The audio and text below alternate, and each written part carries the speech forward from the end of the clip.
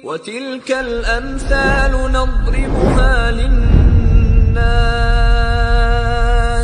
وَمَا يَعْقِلُهَا إِلَّا الْعَالِمُونَ. Apabila seseorang terus-menerus makan dan minum pada saat di tengah-tengah azan berkumandang, boleh apa tidak? Ada kumandang azan, dia masih melanjutkan minum. Rio sudah azan, Wandi masih minum. Ya, kata Rio, Allahu Akbar, Allahu Akbar. Tidak apa pula kata Wandi, masih minum dia. Boleh apa tidak?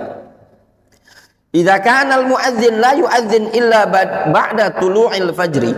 Kalau muadzin tidak mengumandangkan azan melainkan setelah terbit fajar, tepat waktunya, fa innal wajiba al-imsak. Maka yang wajib imsak. Kalau muadzin mengumandangkan azan tepat pada waktunya, maka antum menahan diri. Nah, bagaimana dengan azan kita ini tadi?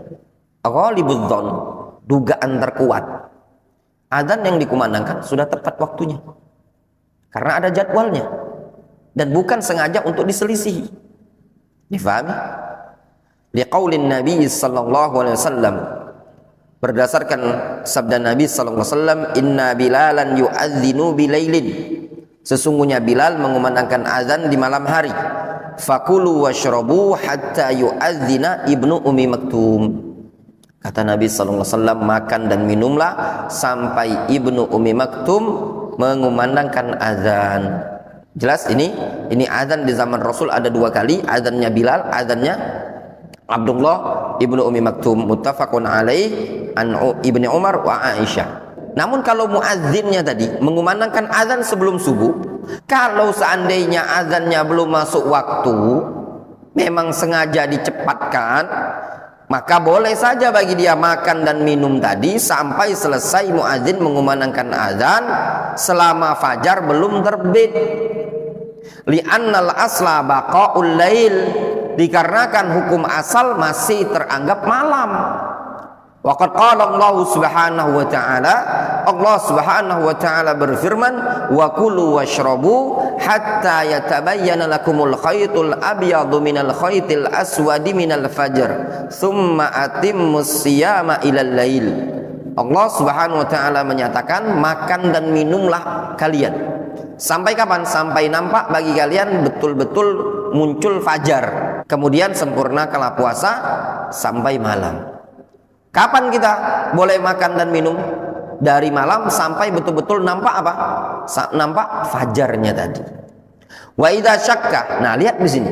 Kalau ragu, fayubahu lahul akul wasyurbu hatta yazul syak.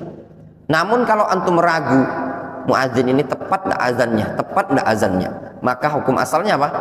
Hukum asalnya antum berada pada malam hari, boleh saja antum makan dan minum, ya, sampai hilang keraguan tadi, wa yadkhul al-fajr, dan masuk waktu fajar. Wal aula wal ahwat lahu ayyumsik. Namun yang lebih utama, lebih hati-hati antum berhenti.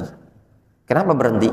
Karena untuk kita di Indonesia ini sudah menggunakan jadwal waktu sholat yang berdasarkan Kemenak. Antum mau ngeritisi bahwasanya waktu yang ditentukan oleh Kemenak keliru, misalkan kecepatan, antum harus buktikan dengan dalil, dengan bayan, antum nyata ngelihat, ngecek ternyata kecepatan azan yang dijadwalkan oleh Kemenak.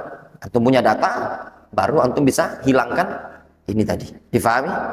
Ya, kata beliau, wal aula wal ahwat lahu ayyumsik ihtiyatan li dinihi. Namun kalau antum juga ternyata masih ragu-ragu dengan jadwal Kemenak ini tadi, karena mungkin selisihnya juga tidak banyak, kalaupun selisih antum masih ragu-ragu, ya sudah, antum tetap berhenti makan dan minum tadi. Difahami? Sebagian orang karena ragu dengan jadwal yang ditetapkan Kemenak ini tadi, jadwal sholat, jadwal abadi tadi, ya, subuh misalkan jam 4.50, antum ragu-ragu, akhirnya apa? Dia masih makan. Alasannya apa? Kurang tepat waktunya tadi. Karena sebagian ormas ada yang meneliti, katanya mereka membuktikan itu kecepatan subuh, ada yang mengatakan kecepatan 20 menit. Oleh karenanya di sebagian masjid itu ada tulisan azan subuh ditambahkan berapa menit? 8 menit. Nah, makanya kalau antum mau agak molor sahurnya, antum ikut Masjid Al Jannah yang dekat Pasar Saku itu, ya, di situ azan subuhnya 8 menit sebelum atau setelah azan masyarakat, azan waktu Kemenak. Difahami? Mereka dengan alasan dari pimpinan Muhammadiyah yang telah membuktikan bahwasanya azan subuh itu kecepatan waktunya. Wallahu alam ya ikhwan. Untuk anak pribadi dalam hal ini perlu pembuktian semuanya ya. Biqaulin Nabi sallallahu alaihi wasallam, berdasarkan sabda Nabi sallallahu alaihi wasallam, da' ma yaribuka ila ma la yaribuk. Tinggalkan yang meragukan menuju sesuatu yang tidak meragukan. Wa hadza qaulu jamaahiril ulama minal mutaqaddimin wal mutaakhirin.